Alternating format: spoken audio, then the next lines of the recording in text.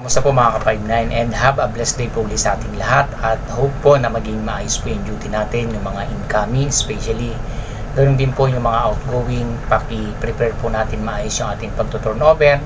Lagi po natin isa puso kung gaano kahalaga ang pag-endorse po ng tama, may scrutinize sa ating mga kapalitan po. At especially wag po natin kakalimutan na both parties should be signed to the logbook. Kailangan po nakasign kayo, may signature kayo, especially yung outgoing. Kailangan makita po natin na mag-sign po yung ating kapalitan para nang sa ganun po maging maayos yung pag-turnover. Lagi po nang tala, napakahalaga po ng ating pirma. Okay, so ang topic po natin ngayon is about po sa isang requirements or isang gamit ng isang security personnel nung kanyang part of their paraphernalias. Ano ba yung mga kailangan nasa security? Mahalaga po ito po yung tinatawag natin medicine kit.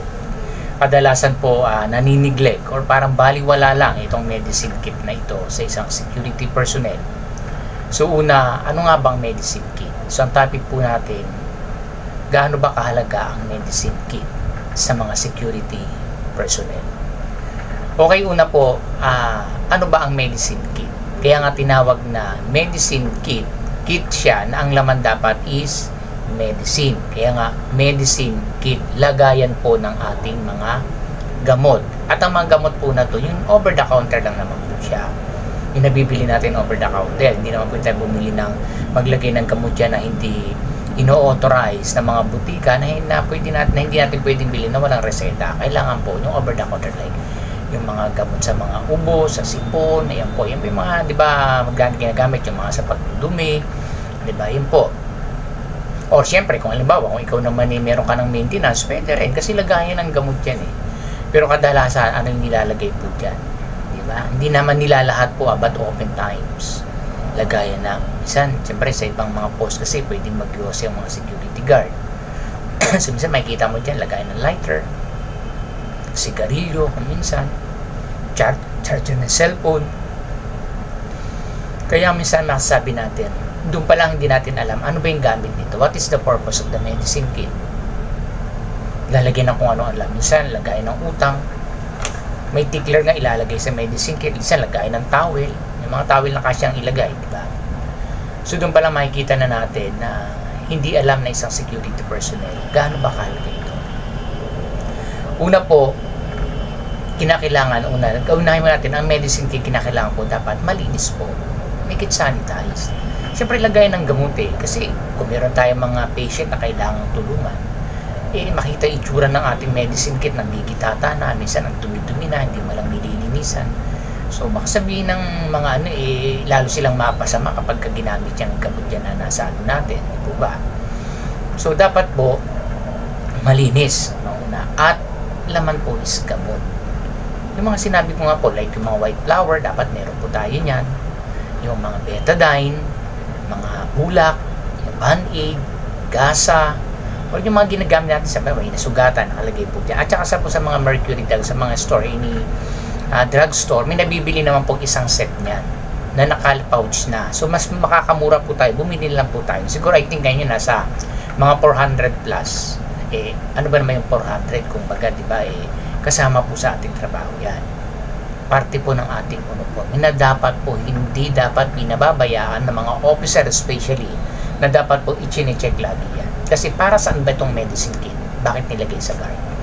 Akala kasi ng iba, para lang sa client natin. Hindi naman sinasabi natin dapat. So, mas maganda kung sa kanila na, di much better. Sabi na, di ba, ang mga medicine kit kasi, kumbaga, mas magandang wag nang magamit kasi pag hindi nagamit, wala nagkakaroon ng problema sa area natin. Pero hindi natin may iwasan para kanino ba number one yan? Unang-una po, iyan po ay para sa ating mga security personnel, sa atin mismo, sa inyo mismo mga security guard. Kasi bakit? Unang-una, 12 hours po ang duty natin.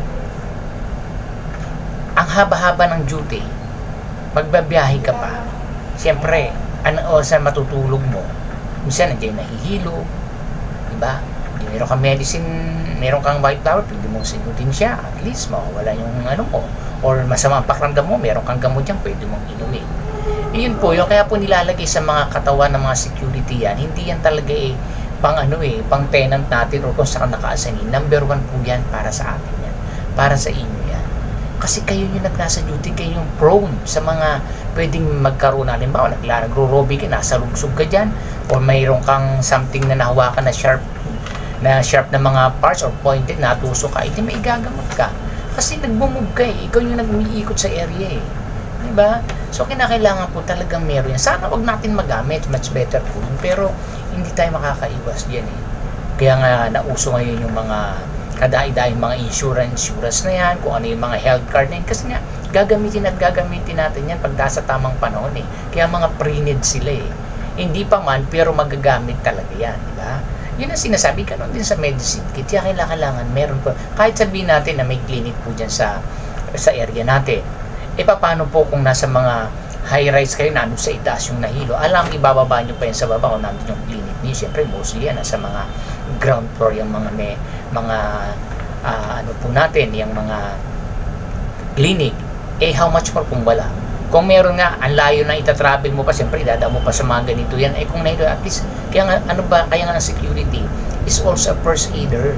And multitasking po talagang security personnel Sobrang dami ng akibat na trabaho niyan. Tiga-pangalaga na, tiga-bantay na, tiga-ayos pa ng katahimikan. Kung ano yung problema dyan sa area, lahat inaayos ng mga yan. Tapos first aid pa, respondent. Di ba kaya nga nauso yan lahat? Ang daming training sa security kasi lahat nasa kanila na. Ang dami na ipinataw sa kanilang mga tungkulin. Talagang ganyan po ang mga security. Kaya nga dapat po ang mga security guard sa mga area po natin, pinapahalagahan po natin kasi sobrang trabaho nila. Akala nyo lang trabahong tamad ng security, yung wala sa security industry, nagkakamali po sila.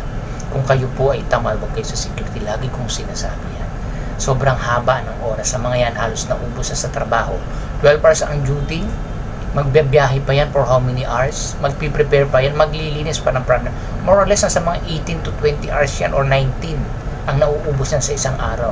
We have 24 hours in one day. So, ilang oras ang itutulong yan. Kaya talagang makikita mo sa kanila, nararamdaman po natin yan. Puyat, isang talagang pagod. Ganun po. Kaya hindi ho tamad po. So, yun po, kailangan yan. Tayo kasi nahihilo ka, paano wala kang medicine dyan sa medicine kit mo. So, medicine po ang laban sa medicine kit natin, nasa mga kit natin. Hindi kung ano-ano.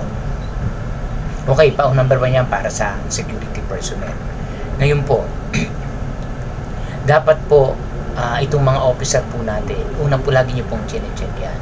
Laging panatilihin po natin na may mga laman yan. Dapat po, syempre, yung mga gamot hindi expired at malinis din. So, gawan po natin, investan po natin yung ating mga gamit sa katawan. Lagi natin sinasabi yan. Sa mga uniform, party po yan. Isa lang po yan sa pinakamahalaga na parte ng uniforme na security personnel, ang medicine. Kasi nga po, di ba, ang ating fundamental duty is to protect lives and properties. So, that is a part on how to protect the lives in our area of responsibility. Kung wala tayong gamot, paano na? Di ba? Kung nahihilo yan hindi natin agad na paamoy na dapat na ma-relieve siya. Lalo tuloy na compromise. So, kinakailangan po talaga, lagi tayong handa. Hindi sinasabi na laging wala, sweldo na lang. Sabi nga po, pag tayo naghahanap buhay, magkakapital talaga tayo. Kaya nga napakaswerte ng mga ibang security personnel sa mga agency na ina-allowed na sila, binibigyan na sila ng trabaho despite ang daming kulang sa kanila. Kaya nga suswerte dapat talaga ini-screening po yan Hindi po pwede na papupunta sa detachment, walang ganito, walang ganyan, kulang ang ganito. Para bang lalaban ka sa gera, wala kang bala. Anong gagawin niyan doon? Imbis na makatulong, i-assist patuloy ng mga kasama dahil sa ganito, sa ganyan. Diba? Pero okay yun, given na kasi. Siyempre, matulungan naman natin. Pero tandaan po natin kung tayo may mga trabaho na or willing tayo mag-secure, dapat will equip. Kasi siya sa makikita na eager ka na mag-work kasi nga, kompleto kayo Pero yung kulang-kulang yung para nasa tagal mo ng security personnel, parang nasaan na. Kaya nga po sa mga officer, dapat po tinuturuan natin yung ating mga tao. Para pag nalipat naman sa ibang detachment, sa ibang area o sa ibang agency, may na-share naman tayo.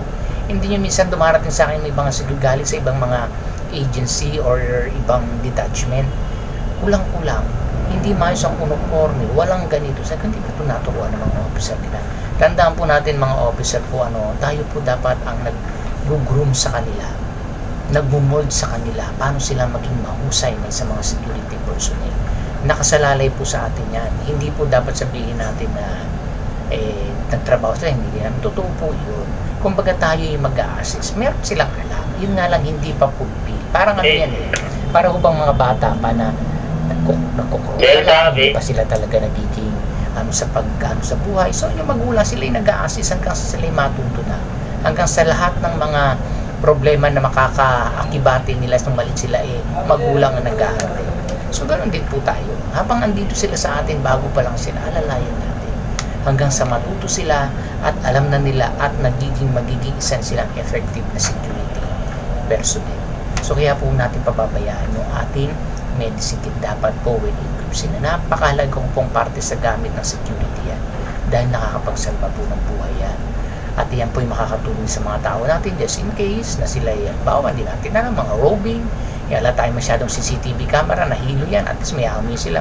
Kung nag-collapse na lang dyan, hindi natin nakita, hindi na nakaano sa radyo, tanyari, wala kayo pang radio or mga dead spot, hindi makakala nyo lang, hindi siguro naririnig nila, yung pala, may nangyari na. O tapos nakita ninyo, paano na, di ba, knock on the wood, wag naman sana, pero it should be happen. Kaya nga pinakamahalaga po, chinecheck po dapat, during guard mounting, everyday dapat yan, chinecheck. Kaya sa amin, chinecheck po namin yan, yung mga iba na talagang wala pa kayo sa sweldo, yung binibigyan namin naman sila ng Kasi sinasabi namin dapat meron. So meron dapat kayong pinaka-time frame na dapat well-equipped na sila. Pag hindi pwede enforce sa agency, kasi hindi po pwede yung kulang. Kasi once na nagkulang yan, tayo din mga officer ang madadali dyan, sabihin hindi pinapabayaan lang natin. Kasi ipapaliwanag natin sa kanila ng maayos kung bakit. At sila naghahanap po kailangan nila yan. Parte ng uniform po nila yan. Hindi po pwede pag kulang yan, sabihin incomplete po yan. Dapat from head to foot, pati yung mga paraphernalia nila. Dapat meron po yan. Kompleto sa recados po dapat. So yun po, kaya po wag natin baliwalay ng medicine kit. Sobrang halaga po yan. At dapat po may lamang medicine. Okay po. So maraming salamat po. I hope po nakatulong po sa inyo itong vlog na to about sa medicine kit. Kung gaano kahalaga po, wag po natin baliwalayan. So maraming salamat and have a blessed day po sa atin.